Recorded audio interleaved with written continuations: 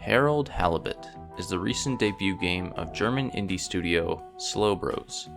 It was released on April 16, 2024 to most modern platforms, and even got a deal to join Xbox Game Pass that same day. But to say it was an instant runaway success would be a bit of an exaggeration. Word of mouth about the project has been few and far between, and a number of reviews didn't exactly have the nicest things to say about it. It's been described by many as a visual spectacle that is heavily lacking in substance across its gameplay and storytelling. And although there are many things to admire about it, the final product has been perceived by some as a boring slog of a game. Not the most reassuring words, that's for sure. And we can only assume that people who saw these reviews likely turned the other way, passing Harold Halibut off as a mediocre experiment that didn't really pay off. But what if I told you that these interpretations criminally misjudge what the game is trying to be? If we peel back our biases and preconceived notions on what a game should be, we can discover a project that purposely chooses to do things differently, all in service of creating a unique experience that's bursting with humanity and heart. So why don't we look beyond the surface level of these criticisms? Let's take a look at Harold Halibut from a different lens, and who knows, maybe it'll give a new understanding to those skeptical of the project. I'm the Faceless Analyst, and this is my take on Harold Halibut.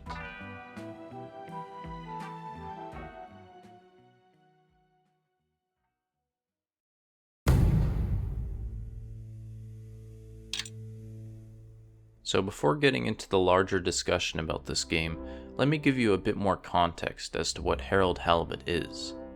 Although it's remained generally under the radar, this has been a project in development for some time now, over 10 years in fact. You see, the whole pitch for this game was to create an experience that combined video games with stop-motion filmmaking. Think something akin to Wallace and Gromit or a Wes Anderson feature. To capture that look, Slowbros would create real-life sets and models and place them into the game as images and videos. The initial prototypes, however, didn't embody the desired effect of living in a three-dimensional handmade world. So instead, they quickly pivoted to properly scanning all these objects as 3D models. This, combined with a clever mix of motion capture, animation, and in-game lighting, forms an aesthetic that emulates stop motion without actually being stop motion. Getting this right took lots of time and effort, and with many years of hard work, their team finally produced the product that we have today. But what form does a handcrafted game like this take anyway? Well, Harold Halibut is first and foremost a narrative-driven game. This sci-fi adventure follows the lives of the remaining civilization aboard the Fedora 1, a spaceship made to search for a new home for the human race following the Cold War.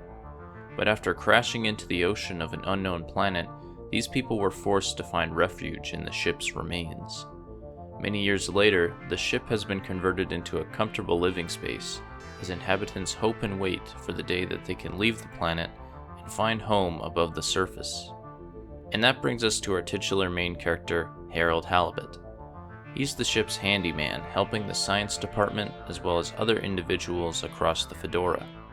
But he's also a bit of a black sheep amongst the community, late to finding his way for someone his age and unable to stand up for himself. Along his journey, he'll discover more about the ship's inhabitants, in addition to uncovering some secrets about the planet itself. It all leads into a story that explores themes of humanity, friendship, and finding one's true purpose. Now that we have a general idea of its story, let's discuss the gameplay. This game could best be described as a walking sim with a strong focus on dialogue. It has players receive tasks from various characters, having discussions, and finding a way to resolve various problems. The gameplay takes on a pretty simplistic approach, only having you move around, do basic interactions, and occasionally partake in a brief minigame. But the layout of these activities leads to a lot of repeated backtracking through the same environments.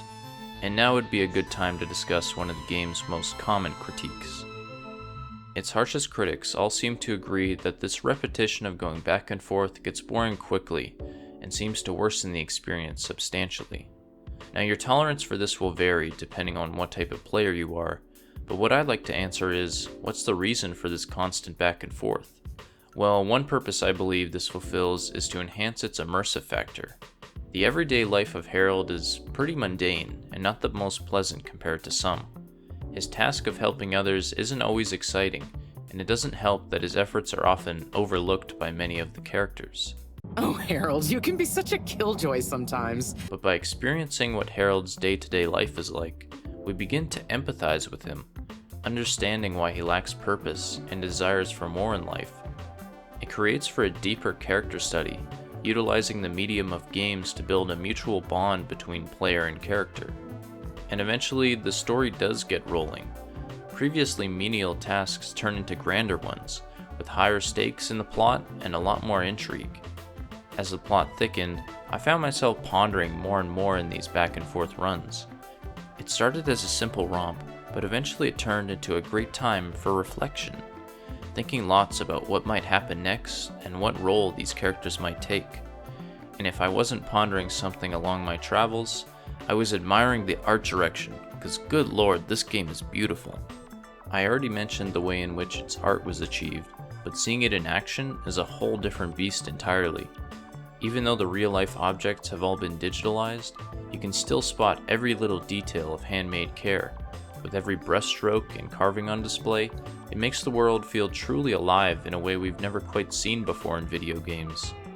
No matter how many times I had to walk down the same corridor, I never got tired of just how incredible it all looked. Now, aesthetics aren't everything, but when you have something that looks this original, it's hard not to be impressed. And while it might wear away for others more quickly, it never did for me over the course of my playthrough. One last thing that made backtracking worth the trip there and back is the lovely character writing. These are an interesting batch of people who all have their own quirks and personalities. Sure, they aren't all the deepest philosophical characters, but there's a certain charm to everyone that makes them all hard to forget. Their designs are very distinct, and I was surprised to see just how great the voice acting delivery was. Harold Halibut is pretty focused on its drama, but when it does choose to be comedic, it comes off with a very dry sense of humor. Now, that might not work for some, but regardless of your sense of humor, it's not in your face to the point that it feels forced or bothersome. I found that every character interaction had something entertaining about it, whether it was some new revelation or just a wholesome little gag. Best and only Turkish novella we have on board. I thought season 18 was bad, what with all the drama around Emery's cousin and whatnot. It's worth powering through to season 36 though. That's where the plot really thickens. These conversation opportunities persist at nearly every corner of the adventure, and thus I found it hard to be bored while exploring. There's no denying that the game has a lot of repetitive backtracking, but the way it utilizes this to immerse us and make us reflect upon its world makes it oddly feel right for this style of game. Add in the fact they are rewarded regularly with new information and conversations, makes repetition a lot easier to deal with. Now, this next critique is a bit of an extension of the previous one. Another reason as to why people thought the game was boring is the overall lack of interactivity. A good number of folks going into Harold Halibut expected it to be similar to a point-and-click adventure game, filled with items to collect and puzzles to solve. But instead, the game focuses solely on progressing the narrative through discussions, and only the occasional minigames I mentioned previously. Now, you might be surprised, but I do partially agree with this sentiment. I don't see what harm adding a few more interactive puzzles would have done. In fact, it would have been a good opportunity to let us get more hands-on with the types of challenges Harold faces in his odd jobs.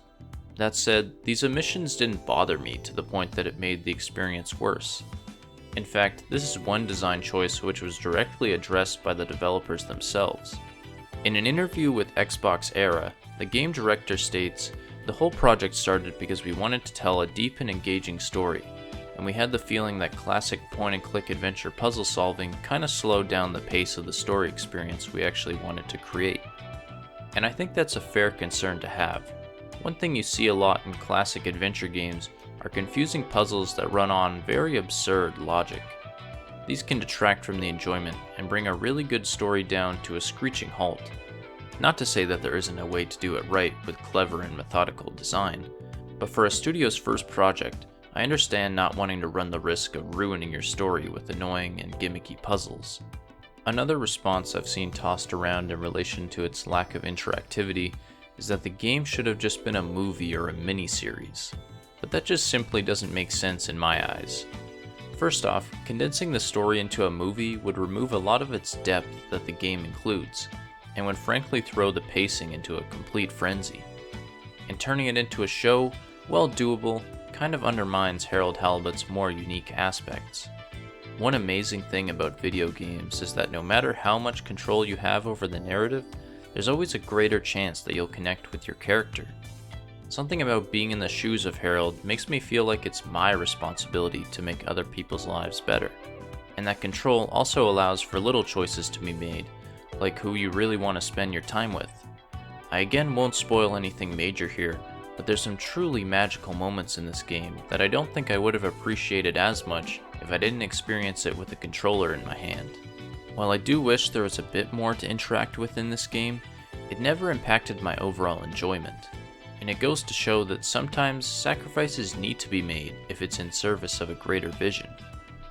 Now, as for the last critique we'll be taking a look at today, this one I disagree with the most by far.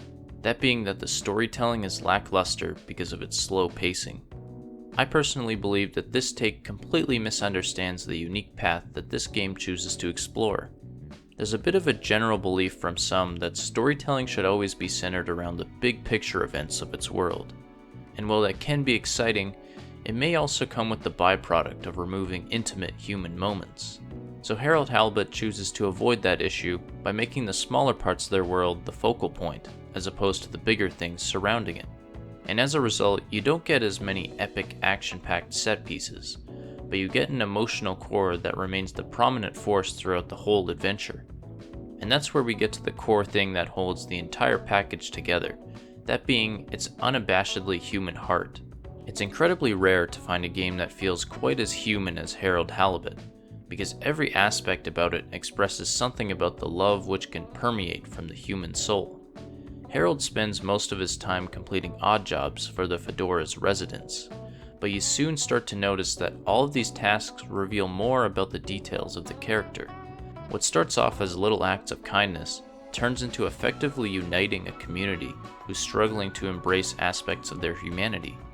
This prominence not only creates stronger themes, but also a generally realistic depiction of the human experience. In fact, it does this so well that it often rivals and sometimes surpasses realism depicted in the most highly detailed games out there. This realism, I believe, is the main reason why it's set at a slower pace than other games. Major plot events are spread out further, so as to mirror how things unfold in real life.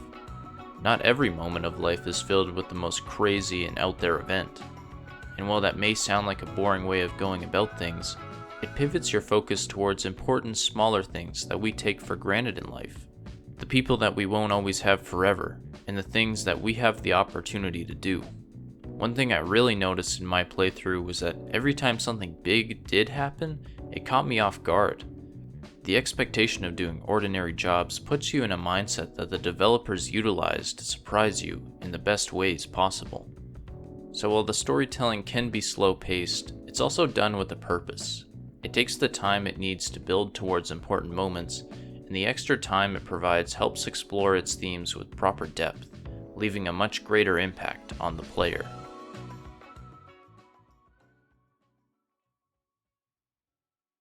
With all these critiques put together, I understand why some people didn't vibe with Harold Halibut. It's certainly not a game that's built for everyone, and that's okay. Art speaks to everyone in different ways, and not everyone will connect with it. That said, I hope I've convinced some of you that were on the fence about this game to try it for yourself. After all, these guys deserve it. It's not often that a group like Slow Bros spends a decade of their lives dedicated to one project. And in a sea of greedy, corporate-driven games, Harold Halibut really stands out. This was something finely crafted with love and care, and despite not utilizing gaming in traditional ways, it still pushes the medium forwards. Through its innovative visuals to its unique pacing, I've never played a game quite like Harold Halibut, and I think that's something worth cherishing for years to come.